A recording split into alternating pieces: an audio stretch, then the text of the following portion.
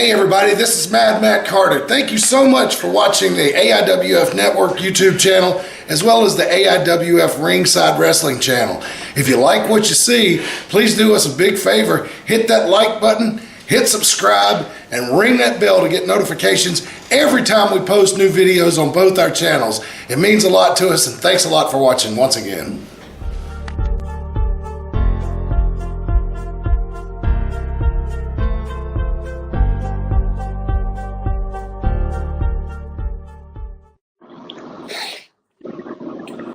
Good evening, ladies and gentlemen, boys and girls, people of the Nerdic Pro podcast.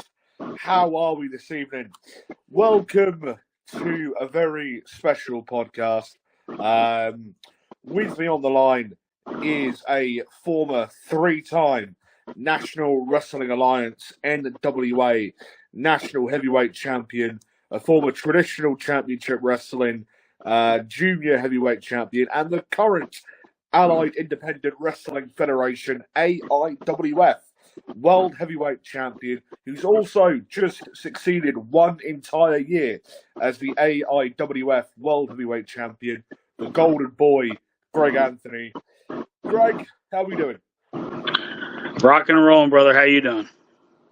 Yeah, I'm doing great. Thank you very much. And I'd just like to say thank you very much for taking the time out of your very busy schedule, as I've seen that it has been over the past few weeks, to actually join myself here this evening.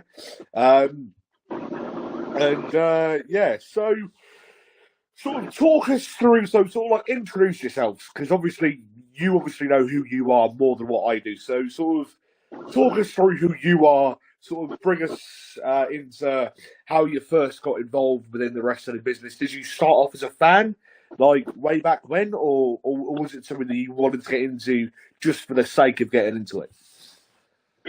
So I talk about this all the time, actually. My earliest memories of life aren't of, a birthday cake or a new bike or anything like that. My earliest memories of life are sitting on my grandmother's knee watching professional wrestling. So I was very much a fan growing up. I was, fanatical about it even then, and I just happened to grow up and end up having all the opportunities and all the blessings that I've had to be able to get in professional wrestling. So, sort of, when was it that you had actually decided to first step into a wrestling ring and actually get involved with the wrestling business? So the funny thing is, you got to think about the time period too. Like, we're talking about late 90s, early 2000, right? And, backyard wrestling and Matt and Jeff Hardy, that's how they broke in. And that was kind of the culture at the time, So myself and some of my buddies from high school, that's what we were doing. We were doing some backyard stuff, and we really wanted to break in the business. And it just so happens that Memphis Championship Wrestling, which was a developmental territory for the WWE at the time, came to our hometown once a month. Yeah. And they weren't doing very well. They would draw about 30, 40 people, on these things. And we're talking about, it had William Regal, it had Bryan Danielson when he was still the American Dragon under a mask. There was R-Truth. It was just, if I read you the entire roster, it would almost be comical of how many stars were on the roster at that time in developmental.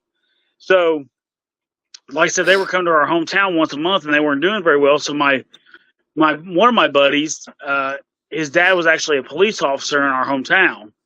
So he went up to Terry Golden, the promoter, and said, "Hey, listen, my son and his friends, they're trying to break into professional wrestling. Can you help them out?" And Terry Golden, being the genius that he is, said, "Well, here's some two hometown kids. Maybe if I put them on the card, we'll do better."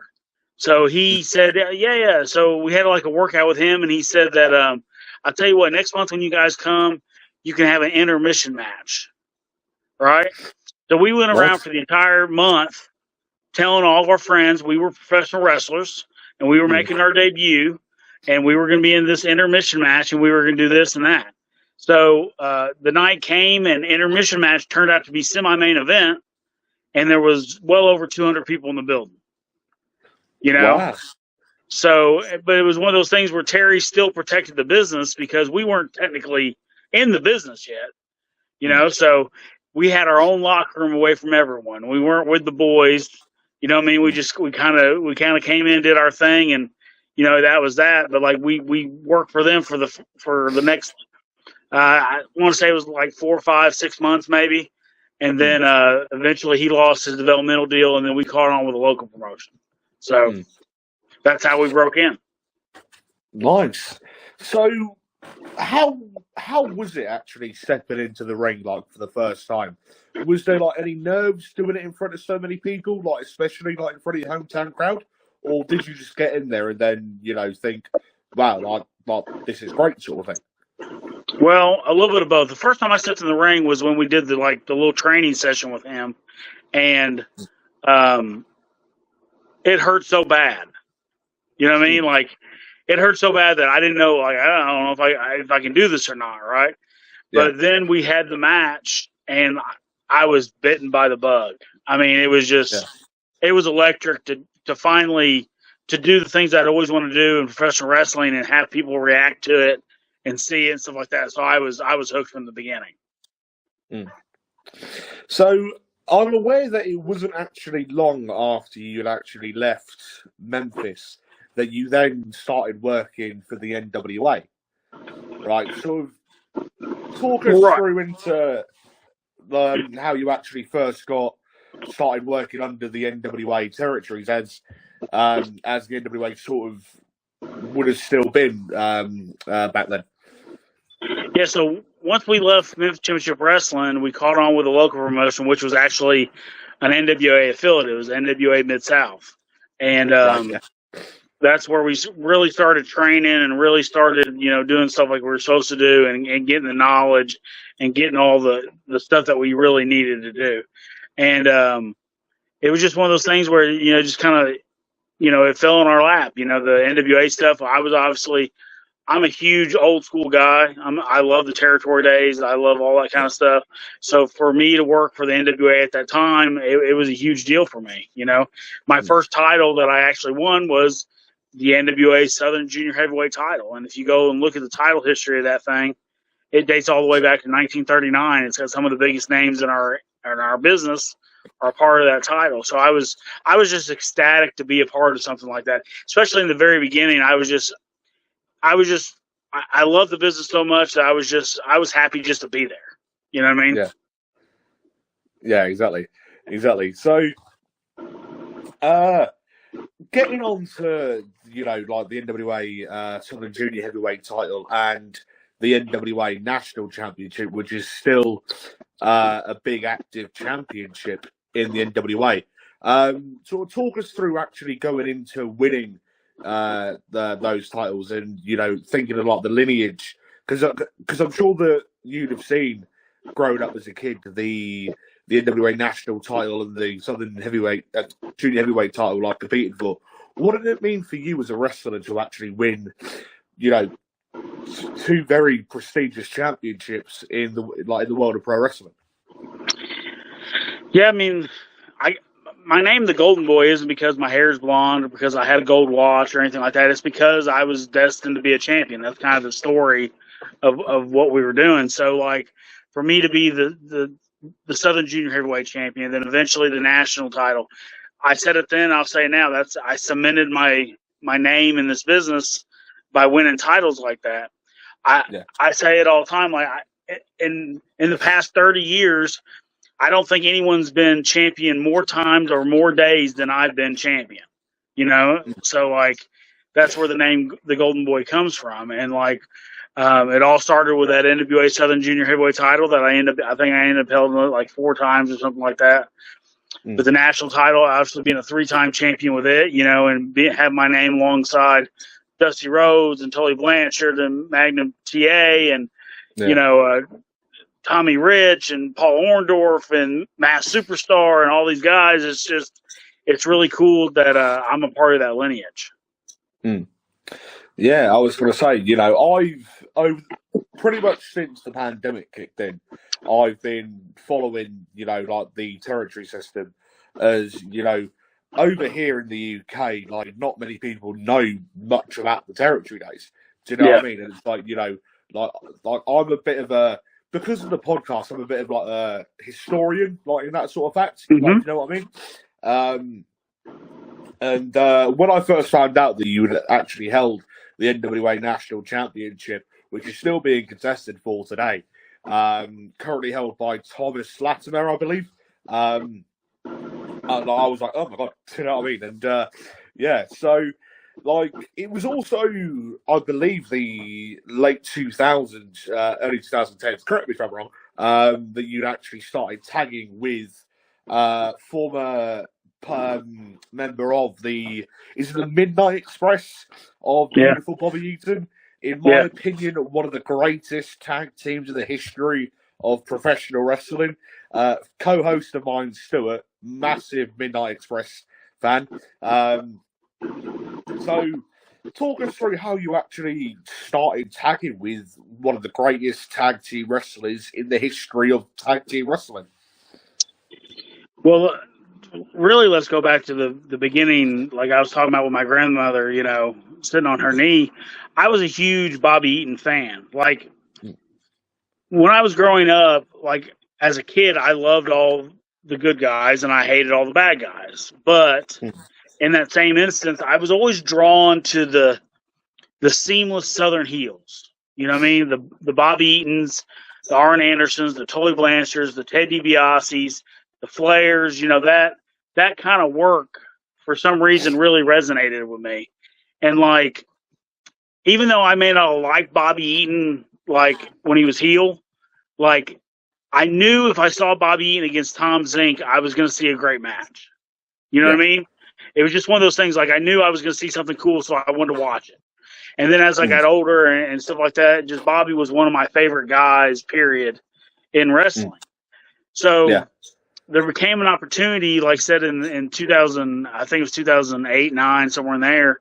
He was going to be moving to Arkansas. And the plan was he was going to pick a young guy in Arkansas and he was going to pick a young guy in Tennessee. And he was going to tag with the Arkansas kid in Arkansas. He was going to tag with the Tennessee kid in Tennessee. And luckily, my name got thrown in the hat, and they picked me to be his Tennessee partner, which was amazing. And then somewhere along the way, the person they picked for Arkansas, someone got in his ear, and he actually turned down the opportunity. Someone said it wasn't a good idea, or he shouldn't do this, or he shouldn't do it. Whoever said it, I don't know, but that's kind of what happened. And like, I heard about it, and I just kind of like raised my hand, like, well, I'll do all of them. You know what I mean? Like, so we traveled Arkansas, Tennessee, Mississippi, Missouri. We traveled everywhere for 2 years. We were Midnight Gold. You know what I mean? Yeah. And it was one of those opportunities where Bobby was up in age. Obviously, he wasn't going to be able to wrestle a lot in singles matches. So my job as the young kid, which I was like 28, 29, somewhere in there at the time, my job was to, take the bumps and do the brunt of the match like that. And I was more than happy to do that. And then what actually ended up happening was the entire time we tagged, Bobby Eaton never let me take a pin. He took every pin at Midnight. He took the pin every time Midnight Gold took a pin. He would not let anyone beat me. Promoters would say, okay, we're going to do this, this, and this, and we're going to beat Greg. And he would go, no, we're not beating Greg. We're beating me. He said, and he would tell me, he said, this, I'm already made. I'm already Bobby Eaton. You understand? Like, this is to get you over. This is for you. I want you to come out the other side of this better than you were. So it was a huge deal. And like, I tell that story to, other guys in the business, and they can't believe it because no one of that stature does that kind of stuff anymore, So he really always took care of me. And the thing with Bobby too was, he was older. He was having trouble. He was having some health issues. He was having trouble getting around. But every once in a while, man, we would be I'd be wrestling with somebody that, maybe I'd known for a while or someone like that, and we had really good chemistry, and we'd be going, and I look over in the corner, and Bobby Eaton had that look in his eye like it was 1985 again, and I go tag him in, and all of a sudden he started going. You know what I mean? Like, he loved wrestling so much, and all he ever wanted to do was compete and wrestle and stuff like that. And there was just some times that he would just be like, he's not going to be the weak link. Bobby Eaton's not going to be the weak link in any match. You understand? Yeah. Like, he's going to go out there and he's going to show everybody that he's still Bobby Eaton. And he would go out there and start going. And I would sit in the corner like I was a fan again. You know what I mean? Just, jaw dropped, watching in awe at one of my heroes who still had it.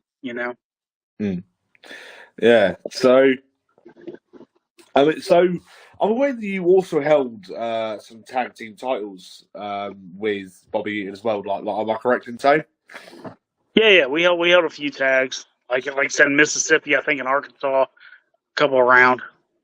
We were really brought in more as if there was a local show that was having a bigger event. We were brought in as the stars for the event to work whoever the top tag team was. So, and that was a different position for me, obviously, because I was just a local guy that was trying to get on cards like everyone else. And all of a sudden we were the featured act, for a lot of that stuff. Yeah. So that must have been like a pretty big thing for yourself, tag teaming and working with somebody who you'd grown up watching and like one of your idols and actually winning, titles like alongside that person. Do you know what I mean? Yeah. Yeah, absolutely. I mean, like that, one of my heroes, definitely top 5 most influential guys to me. And like the fact that here's something too, Bobby Eaton is one of the greatest in-ring talents of all time, in my opinion. And the thing is, he's an even better person. He was one of the nicest guys in the history. There's not anyone in professional wrestling that has a negative thing to say about Bobby Eaton to this day.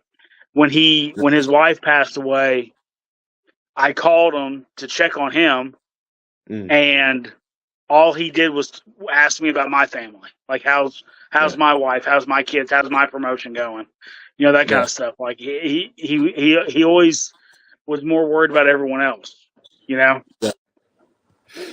definitely. Yeah. So,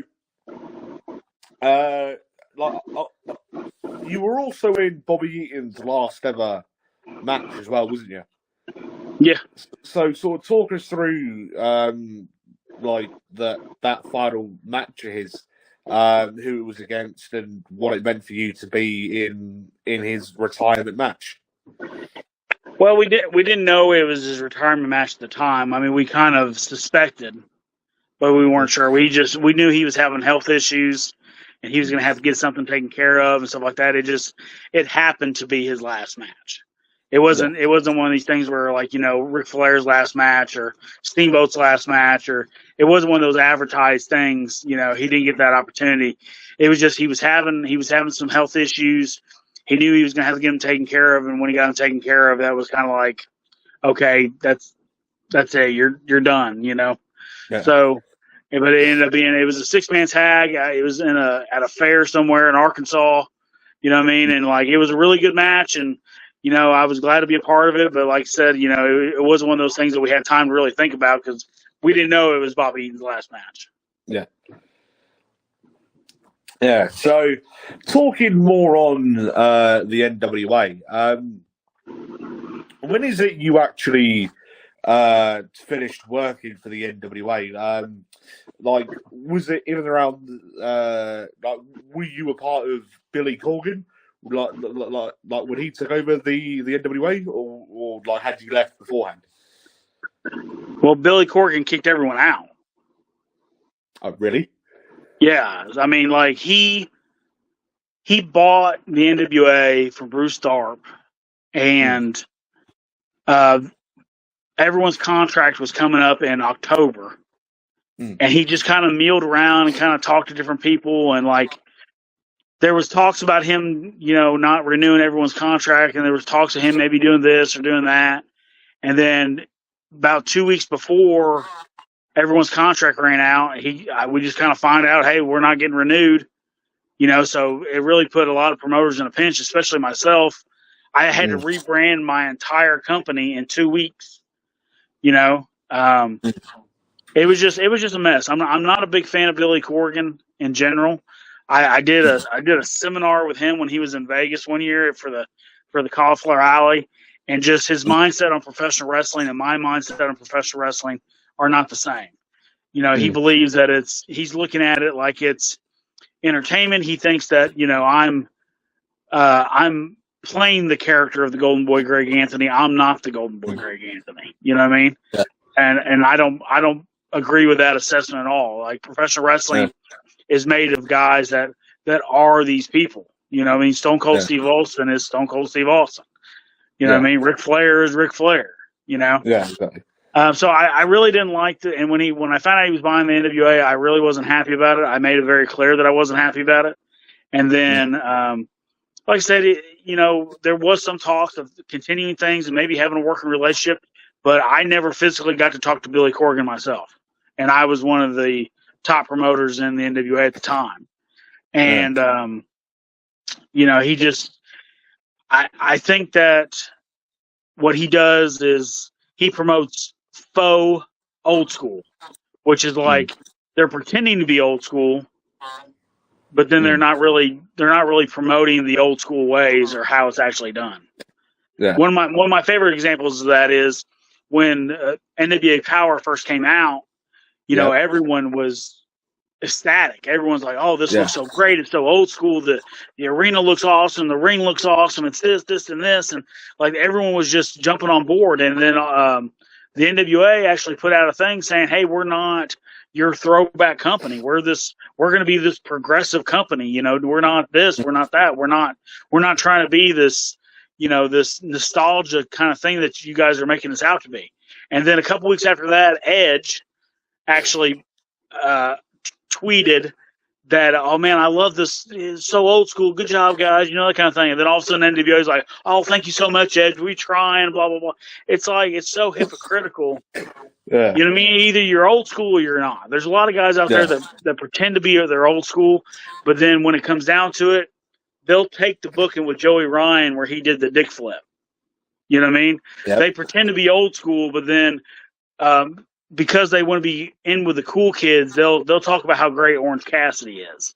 You know what I mean? Yeah. Like, either you're old school, either you're Harley Race, either you're, that era, or you're not. You know what I mean? I think it's very black and white about that. I'm very old school about that kind of stuff. So, I don't wish anyone ill will. Anyone that works for Billy Corgan. I got friends that work there. Tim Storm was one of my closest friends. You know what I mean? He works over there. There's a lot of other guys that have worked for me, and we've worked each other that are there, and I'm glad that they're getting the exposure. But at the same time, I'm not a fan of this version of the NWA. Okay? Jimmy Valiant, Boogie Woogie, man. Legendary Boogie Woogie. Wait a minute, baby. Wait a minute. Hang on. What are you doing around What was that calling you, buddy? This is our neighborhood. You This done is a made a young man's mistake. game. You should be retired, Boogie. Wait a minute, boys. Let me take a bite of my king dog. You say King Dog? King Dog? Is that what you said?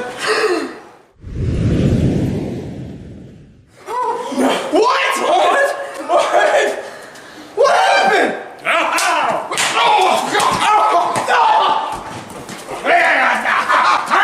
Come on, boy.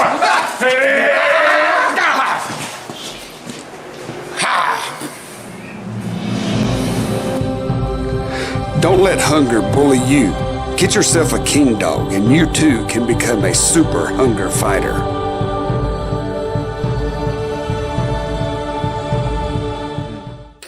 Yeah, like as far as I'm aware, it was Billy Corgan that had actually finished off like the territories, wasn't it? Yeah, I mean, like I said, he didn't renew anybody. And then all of a sudden, the NWA went from an alliance of promoters to basically a one-man garage band. Yeah. You know what I mean? Like, here's the thing. Like, I love music, right? I'm a big music fan. I know a lot of music history and stuff like that too, but I'm not going to produce the Smashing Pumpkins' next album. Yeah. You understand? Just because I'm a music fan doesn't mean I'm capable of doing that side of the job. Billy Corgan may be a wrestling fan, may really love our business or whatever it is. I just don't think he has the skill set to promote or book professional wrestling. Yeah, exactly. Some people may argue that William Patrick Corgan is more of a rock star than what he actually is, a wrestling promoter. Do you know what I mean? Yeah. Like, would you say that that's arguable, if you know what I mean? I mean, absolutely. I mean, I don't discredit the things that he's done in the music industry at all. You know, I mean, obviously Smashing Pumpkins have built a brand and he sold millions of albums and he's very successful at that. But I look at his product and I look at his mindset in professional wrestling, and you're talking to a guy that I consider myself a wrestling booker at the core of everything I do. Like, I consider myself to be have a mind for this business, and when I see the decisions that he's made and stuff like that, it bothers me. It bothers me because I've studied the history of booking. I've sat in the car with J.J. Dillon. I've sat down with the Bill Dundees, and I've sat down with the Bill Wattses. You understand? I've picked these guys' brains about how to do this, and Billy Corgan doesn't do it like they did. Yeah. So, like, as far as I'm aware, he's now tried to build the territories back up, isn't he? Like, I believe it was October-ish last year where they started off with NWA Exodus, I think it was, or something like that. And they've now got one in Chicago, I believe. And then there was a show a couple of days ago in Knoxville called Back to the Territories, or something like along them lines. Is this something that you've been following, and like, is this something that you think that Billy Corgan can actually grow into potentially being how it was before Billy Corgan took on? No, I don't think he is, because I don't think he's going to give that much reign. We had probably 20 to 30 promotions at that time, and I think Billy is he's handpicking his friends to do it. And, it would take, at this rate, it would take him 20 years to get 20 promotions. You know what I mean? And I think he's more worried about getting sued than he is anything else. I think he's more worried about something happening at a local independent show. And because Billy Corgan is attached to it, the NWA is attached to it, then ultimately he's going to be the one that gets sued out of it. You know what I mean? So I don't think he's willing to take that kind of risk. As far as the territories coming back, I think the AIWF is leaps and bounds ahead of him in that sense. We, like I said, we have, I think, 144 promotions across 36 countries or something like that. It's a legitimate world title. It's a legitimate, governing body of professional wrestling. And, it's fun to see. I've got friends all over the world, all over the country that do this, and it's fun to see everyone's product.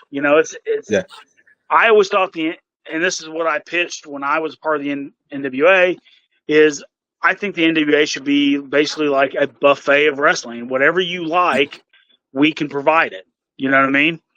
So, but that wasn't their thought process. Their thought process was, we need to be McDonald's. We need to be where all the rings are the same colors and this guy and that guy. And it's like, no. Don't you understand? That's the selling point.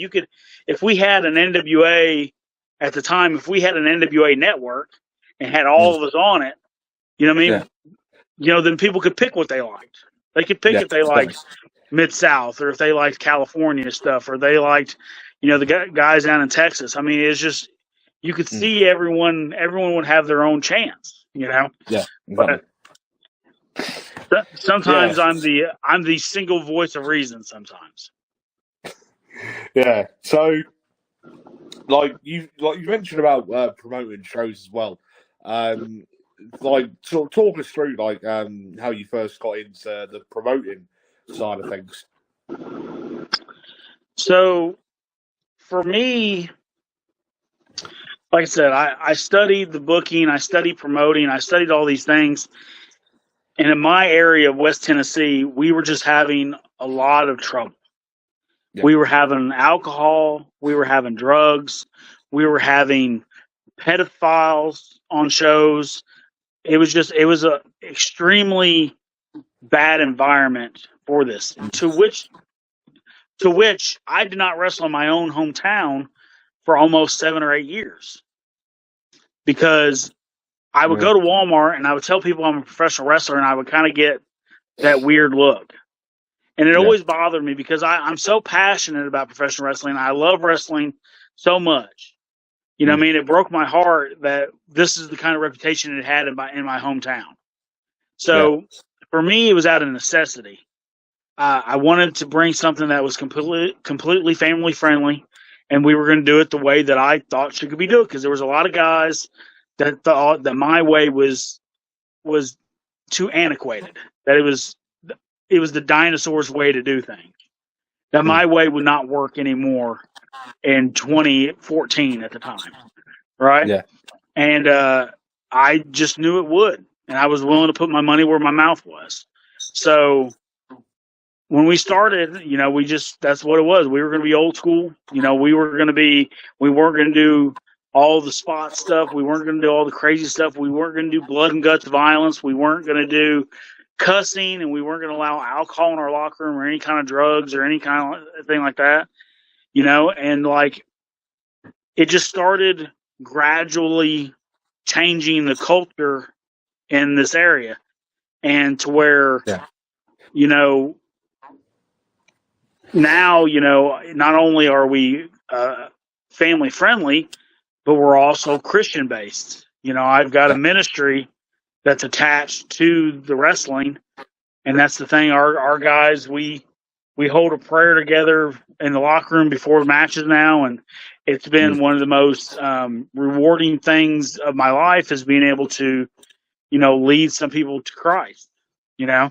And it all happened because of professional wrestling. It all happened because, God saved my life through professional wrestling, physically and spiritually. Yeah. Yeah. Well, I've recently had on a gentleman by the name of Gareth Angel Thompson, who promotes Kingdom Wrestling over here in England. I believe he's also an affiliate of the AIWF, I believe.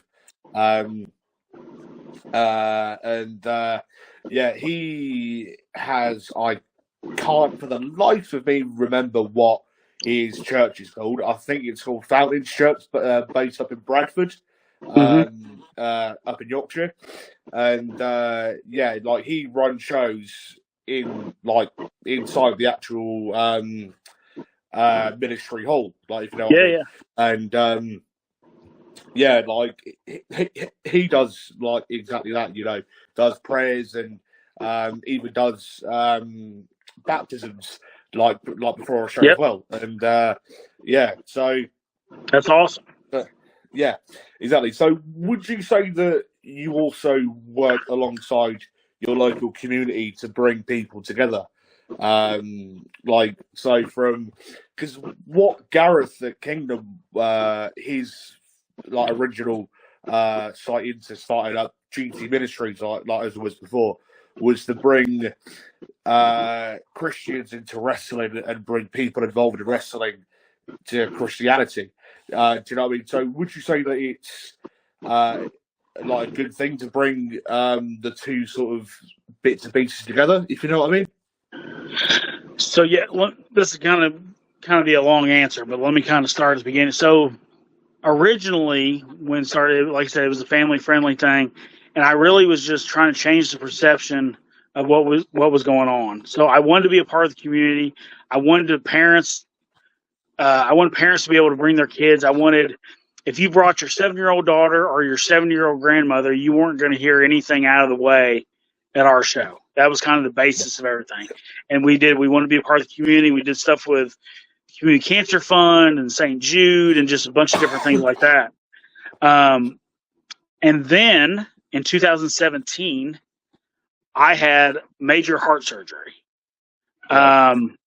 It turned out that I was born with no right arteries in my heart, and I had developed 2 70% blockages, and a 90% blockage in my widowmaker. And I was wrestling 30 minutes a night with this heart condition. And I was having chest pains, severe chest pains, and I would wrestle a little bit.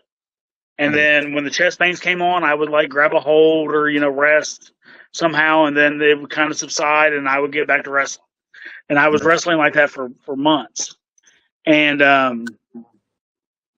like I said, I had to have emergency surgery.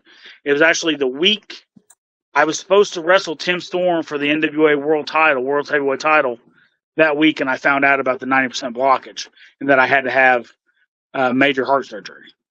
And it was just one of those things where at the time, I wasn't a Christian. But I felt the power of prayer kind of wash over me. And I kind of felt the presence of God kind of thing. And it just completely changed my life. So for the next couple of years, here I am, I'm working on myself as a Christian, and I'm trying to, do right by myself. And we're a Christian company, but we're not a Christian company. We're just a Christian company because I'm the owner and I'm Christian. But we weren't a fully Christian company yet, if that makes sense.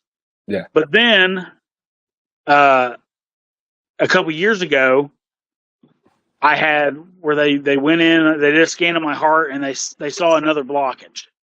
And they were afraid that, well, if we see another blockage, then this time we're going to have to go and we're actually going to have to do, bypass surgery on you if this ends up being true. So I go in for a heart cath, and I prayed about as hard as I could pray about any of this kind of stuff. And the doctor doing the heart cath kind of stops in the middle and kind of pulls all the equipment away. And he looks at me and goes, "We don't see anything wrong with your heart. The blockage that they said was there is not there. And even the stenosis that's supposed to be in your veins around your other stents that we did before, those are completely fine." So I took that as a miracle. Yeah. As many people should. And it was from that moment on that I just kind of said, listen, if we're going to be a Christian company, we're going to be a Christian company. You know what I mean? So I created, I had this thing about, I always wanted our own ministry anyway. So Genesis 32:24 is ministries. Genesis 32:24 is a story about Jacob wrestling God on the mountain. And he wrestled with him to the breaking of day. So that's our ministry. And I started, like I said, we started praying before the shows. We started holding services on Sundays at my building. We started doing a lot of that kind of stuff.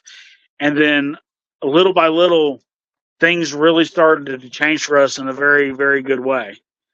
And to your point, yes, because in the Bible, Jesus doesn't hang out with the churchgoers. Jesus was down with the prostitutes and the thieves and the tax collectors and all that kind of stuff, because those were the people that needed help. Yeah. So yes, we're Christian. Yes, we want other Christians to come, but at the same time, we're ministering to people that maybe haven't found that way yet. You know, so we minister to people in wrestling. My pastor, he comes to a lot of the shows, and he, people will walk up to him and just start asking him religious questions, or please pray for me, this is going on. We're changing so much in people's lives just by being there and just being, an option for people in that way. So that's one of the proudest things I am. The proudest I am of things is the fact that we've been able to do this for our guys and for our community. Yeah, exactly. So would you say that you've definitely helped out to what you wanted to do, like in helping people out, or would you say that it's like a working sort of process? It's always a work in progress. There's always more we can do. We in our ministry, we tithe, we take offerings and that kind of stuff, and that money doesn't go to paying rent on the building, or it doesn't go to paying utilities on the building. It doesn't go to anything to do with me or the company. It goes, I use that money and I go help people in the community. I pay people's electric bills. I pay people's, utility bills. Sometimes if I see a family that looks like they're struggling in Walmart, I'll pay their groceries for them. You know what I mean? Like, I use the money to actually physically help people do things in their lives because I feel that's what God has called me to do. You know, and it's not me. I keep saying me, but it's not me. It's all glory to God because He's the one that's, put me in this direction. Secondhand Heroes and Home for Wayward Villains is a comic book shop and gaming store that also features Magic the Gathering and D&D. Located at 18184 Leesville Road in Evanston, Virginia, Secondhand Heroes is your one-stop shop for you to get your nerd on. Open 7 days a week at 11 a.m. They don't close until the dice stop rolling. They buy, sell, trade, barter, and haggle, specializing in collectible toys, both vintage and modern, comics, Magic the Gathering, video games, console, and arcade cabinets to play, all set to free play. Host your game night with us. Monday night D&D video game competitions, and so much more. Something for the collector and gamer in us all. Call 434-317-0121 or shoot us an email with any questions to secondhandheroesva@gmail.com. Note, secondhandheroesva@gmail.com. That's 2ND, handheroesva@gmail.com. Come game with us. Yeah, like it's good. Like I personally think it's good that you're actually helping people out, like in the community, rather than watching someone struggle. Do you know what I mean? And what have you? Do you know what I mean? And yeah. So you are obviously the current Allied Independent Wrestling Federation's AIWF World Heavyweight Champion, and I believe it was yesterday or the day before that you'd actually surpassed one entire year as the AIWF World Heavyweight Champion. So talk us through you actually getting started with the AIWF and working under the AIWF banner. Well, like I said, we were part of the NWA, and I felt really burned by it. I really didn't want to be a part of another thing like that, for someone to have that kind of hold on my own company. But after talking to the powers that be at the AIWF and kind of talking to other members and other people that have been associated with it for years, it felt like the right time. So a couple of years ago, we joined the AIWF. A couple of my guys, had opportunities, and they were actually the AIWF national heavyweight champions for a little bit, and it just kind of gave me an opportunity to see what was out there. And before I knew it, I had a shot at the AIWF World Heavyweight title. Ty Tyson came to my hometown to defend that title, and I was able to defeat him and walk away as the AIWF World Heavyweight Champion. And it was a year ago yesterday. So it's been a great ride. The AIWF thing, I think we've increased its visibility. I think we've increased, people knowing those initials, AIWF. And I'm excited for the future and, what more we can do, Yeah. So I had only originally heard of the AIWF in, I want to say, April, May sort of time last year, when I'd because I know a tag team based over here in the UK known as the UK Pitbulls, and they're actually former AIWF tag team champions. And back in 2000, back in the mid 2000s, right? And and I sort of vaguely followed AIWF Mid South, etc. for a while. And then it was sort of when I got in contact with yourself to appear here tonight, when I'd actually properly started knowing of the AIWF and actually knowing that they are an international governing body of pro wrestling, like the NWA. And I'm like, oh wow, do you know what I mean? And so what's sort of your stance on the AIWF like, and being the world champion? Is being the world champion a busy schedule Because obviously there's 140 some odd promotions spread out across 46, 47 countries at the moment. Do you know what I mean? So, like, what's the schedule like for yourself? Like, is it busy or? It's pretty busy. It just kind of is like I basically have an open contract with the AIWF, and they kind of negotiate dates with other companies that'd like to bring me in. June is this Saturday. I'm actually in Harrison, Arkansas. I'm going to be defending the title there. In a couple weeks, I'm going to be in Middle Tennessee, which is about 3 hours from me. I'm defending the title on that show. At the end of the month, I'm in Jonesboro, Arkansas for a Memphis Legends deal with Jerry Lawler and Bill Dundee and, Dr. D. David Schultz and a bunch of other guys. And then next month I'm in, Louisiana. And then in between all these, I'm with my home promotion, Pro Wrestling Mid-South. So it's like, it's a steady schedule. I've been to Chicago, I've been in the Carolinas, there's just a lot of things going on. I got Alabama coming up. I mean, it keeps you pretty busy. So, So is wrestling something that you do like as a full-time sort of career then, or? Yeah, I'm a full-time wrestler. Oh wow! So was this something that you'd?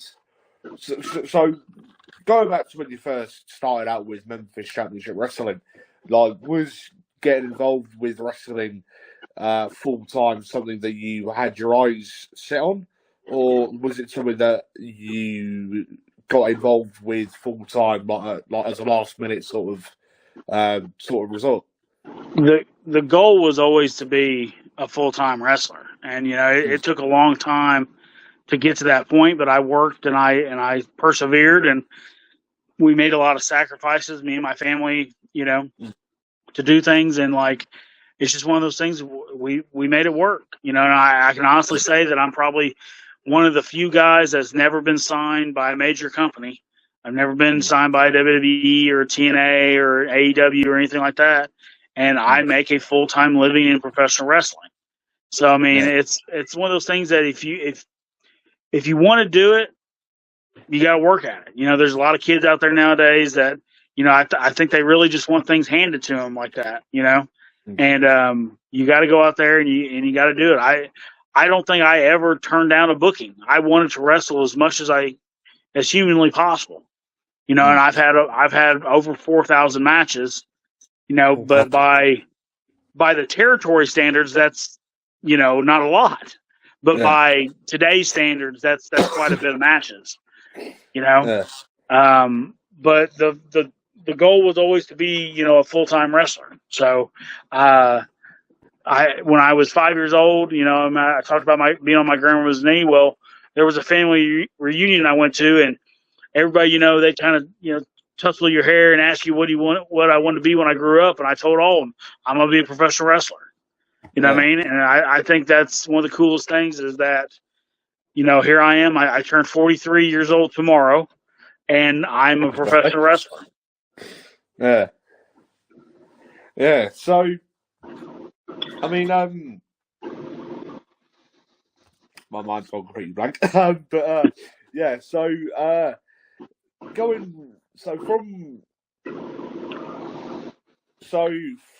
talk us through like what you've got date wise coming up then, between now and other matches that you've got coming up. So, like I said, this Saturday night I'll be in Harrison, Arkansas. I'm going to be taking on the villain Rockwell from Oklahoma, and he's going to have Stephen E in his corner. So that's going to be interesting. And then in a couple weeks, I'm at Premium Pro Wrestling in Middle Tennessee, and I take on Eric Draven, who runs Supreme Wrestling in Indiana, and we're putting all of our titles on the line there. So I may come home with 3 titles that day. Then on June 29th, I'm in Jonesboro for the Memphis Legends thing, and I believe I'm taking on David Jason Rose, which is he's kind of an American version of William Regal. Right, yeah. So I'm taking Fair him enough. on in Jonesboro. Hopefully, I'll be able to. All these dates too is if I lose the title or whatever, whoever wins the title will assume my championship dates. Yeah. So, and then next month in July, I'm going to the Gulf to Louisiana, down in Cajun country to wrestle. So that's gonna be big in Morgan City, Louisiana. There should be about 1,000 people at it. So we're excited, man. We got a lot of big things going, and like I said, I'm just excited to be the AIWF World Champion. I think that we've increased the visibility. I'm happy to be the World Champion. I hope people see me as a throwback champion like that Harley Race, like those guys, were back in the day. I think we need more of that. Yeah, definitely. So you've also said that you've wrestled upwards of 4,000 matches. Like, would you say that you've got any particular favourite matches out of so many? Man, it is really hard to narrow it down, but just a few high points, like Jay Lethal. I got to wrestle Jay Lethal one night, and it was one of those things where we really clicked. You know what I mean? Like he didn't know me from Adam, and of course you've seen pictures of me. I'm not a bodybuilder. I don't look like your standard WWE wrestler. You know what I mean? So he didn't know what to expect out of it, but we went out there and we tore the house down. And he was pleasantly surprised, by it, and like to the extent which I'm also friends with Rhino, and him and Rhino were somewhere together, I think up in New York or somewhere like that, and like I think Rhino mentioned me, and then Jay Lethal said, "Yeah, Greg Anthony," and he was like, they started like putting me over in front of the entire locker room in New York, talking about how I was, one of the best independent guys they had seen, blah blah blah, and that kind of stuff makes you feel good when you hear about that kind of stuff, Match wise too, I had a lot of great matches with a guy named Christian Jacobs. We had I Quit matches and ladder matches and things of that nature. The match that I came back, my first match back after my heart surgery was something special to me, because obviously I've been through so much. And not too long after that, about a year after that, I had a 1 hour Ironman match with Jacob Edwin, and that one's on YouTube if people want to go watch it. The fact that I was a heart patient and I had a 1 hour Ironman match, was something that I got emotional about. So, stuff like that. It's always those things. And, obviously winning the AIWF world title is right up there too. Winning the national title, winning the tag titles with Bobby Eaton. I won tag titles with Hacksaw Jim Duggan too, as well. Yeah. So, I mean, Oh, wow. so just if you got to tell 10-year-old me all the cool stuff that I've gotten to do, I probably wouldn't believe you, but I'm very, very blessed. All glory to God. I'm so glad that I was able to do half of it. Yeah. Like, I know that you won tag titles with Bobby Eaton, but I didn't know that you won it. Like, that you won tag titles with Jim Duggan as well. Yeah. So Jim Duggan. So going on to Jim Duggan, like where did you win tag title? Like win a tag title with Jim Duggan there? So we had a tag match at a high school in Cleveland, Tennessee, and it was for the Legends and Lions tag titles. And we won the tag titles. And then I think it was about 3 or 4 weeks later, Jim had to have he got cancer again and had to go back into treatment, stuff like that. So we had to vacate the titles. However, dream come true. I did win tag team titles with Hacksaw Jim Duggan. Yeah. Okay. Fair enough. Yeah. Yeah. See, like, you learn something new every day, don't you? But yeah, like, is there anyone in the business that you've either not worked with before or you've not worked with in a while that you'd like to share the ring with? Well, I mean, one of my best friends and a guy that I owe a lot of this stuff to is a guy named Matt Riviera. Yep. He owned Traditional Championship Wrestling, and Traditional Championship Wrestling was an international company. I mean, we were on in other countries. We were, in my opinion, at the time, we were ahead of Ring of Honor as far as the company goes, as far as production goes, and things of that nature.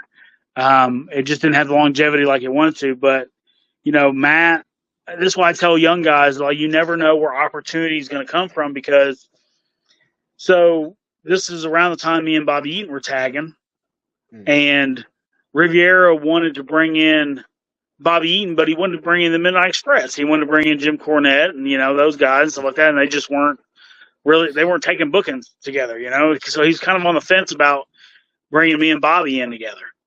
Well, I do some random show in Arkansas, and it's one of those things where, like, it doesn't do well. There's only like 12 people in the crowd, right? Yeah. The promoter comes up and says, "Hey guys, it didn't do well like we thought to. If you still want to wrestle, you can wrestle, but we can't guarantee any pay," that kind of thing. I was like, "Well, I'm here. I'll wrestle. I want to wrestle anyway, right? That's how I got to, like we talked about, that's how I got to 4,000 matches anyway. I always wanted to wrestle." Yeah. So I go out there with this kid that had just been trained. He'd only had a couple matches. And we go out there. We have a really, really good match. I mean, a really solid match. And I get to the back, and Riviera goes, "How long you been training the kid?" And I said, "Well, he's not my kid. He's so-and-so's kid. I just met him." He said, "You had that match with a kid you never met before, and he's only had like 3 matches?" And I said, "Yeah." And he said, "Okay." And then he booked me on everything he's ever done since. Yeah. You know what I mean? And like I said, he ended up being one of my best friends. He's actually part of the Arkansas State House of Representatives now. He's actually into politics. He's the highest ranking professional wrestler other than Jesse Ventura in American politics / wrestling. So he's, like I said, he's not wrestling right now. He's retired from wrestling.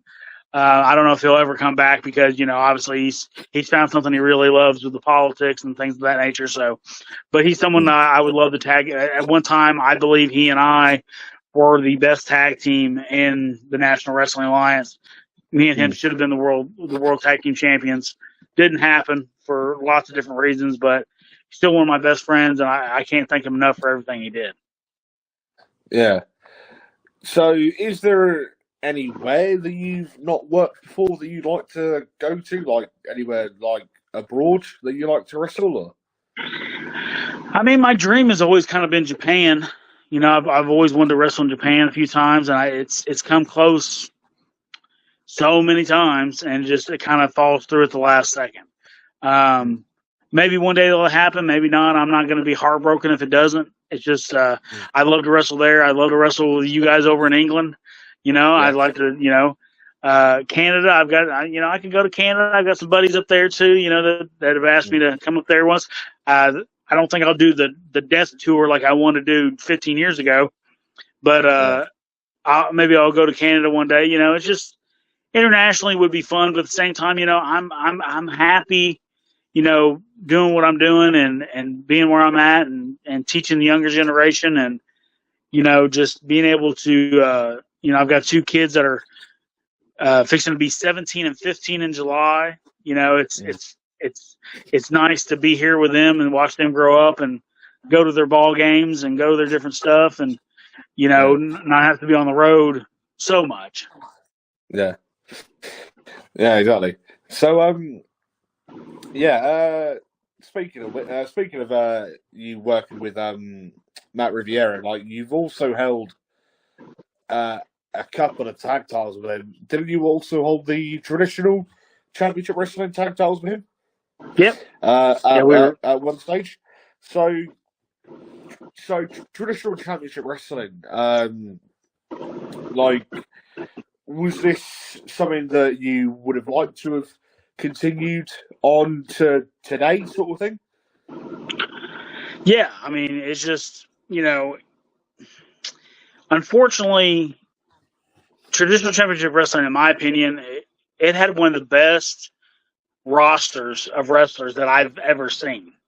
You know what I mean? Like when you talk about young, hungry, you know, guys that really get what professional wrestling is about, and they want to make it work. I mean, that was one of the best rosters I'd ever seen. Unfortunately, there is a Southern bias in American wrestling. Yeah. And with the wrestling media, if you're not above the Mason-Dixon line, sometimes you don't get the coverage that you need to. We were a Southern-based company. We were like Bill Watts' Mid-South, of today. And, if we would have got the same exposure that Ring of Honor got, if we would have got the same exposure, maybe MLW, some of those other promotions, if we would have got the equal exposure, we're not saying more exposure, we're just give us an equal footing as some of those other companies, then we could have made a real difference, I think. But it was just like we never could get over that hump, and I don't think it was anyone's fault within the company. I just think it was a cultural thing. Yeah, definitely. So yeah, Greg, is there anything that you'd like to add onto the podcast this evening? Man, I just appreciate you having me on. I'm glad that you're doing this. I love talking about wrestling. If anytime you want to have me back on, I'd love to go more depth into more things. I mean, I can talk about wrestling all day long, and people have bared the brunt of that at times. But I mean, I love talking wrestling. I'm glad you're doing this. The more we can educate fans and the more we can educate other people about what's going on and the stories, this kind of stuff helps our business thrive and strive and live forever. Yeah, honestly, I really appreciate you take the time to appear on the podcast tonight. I'm in exactly the same boat. Like I'm 19 now, and like I've been a massive wrestling fan since the age of 4. This was going up to WrestleMania 25. Like The Undertaker, Shawn Michaels. Do you know what I mean? And whatever. Do you know what I mean? And you're just a baby. Yeah. Sorry. You're just a baby. I know. In it. WrestleMania 25, I was like, I had kids when that was out. Yeah, this was 2009. I turned 4 years Yeah, my youngest was just born in 2009. So yeah. Oh wow, fair enough. Yeah, I was born in November of 2004, and I turned 4 in November of 2008. And so. But and then growing up watching shows like in the local area. Funnily enough, actually, just up the road from where I'm from is where Nick Aldis grew up, and so actually went to the same high school as him, and like my hometown, and so got to see a young Nick Aldis wrestle just before he came out to the States to work for TNA. And right. So because he also started up his career with this other fellow who promotes shows around here, a fellow who wrestles as Jimmy Star. He promotes Falling Star Wrestling around here, and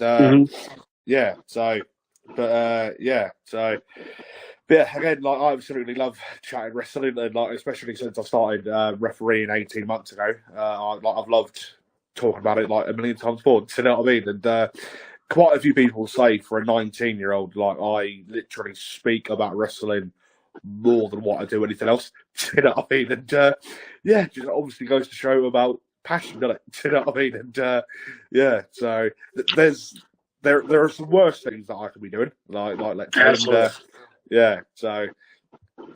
But honestly, Greg, I really cannot thank you enough for taking the time this evening to join. Something I forgot to mention before we went live.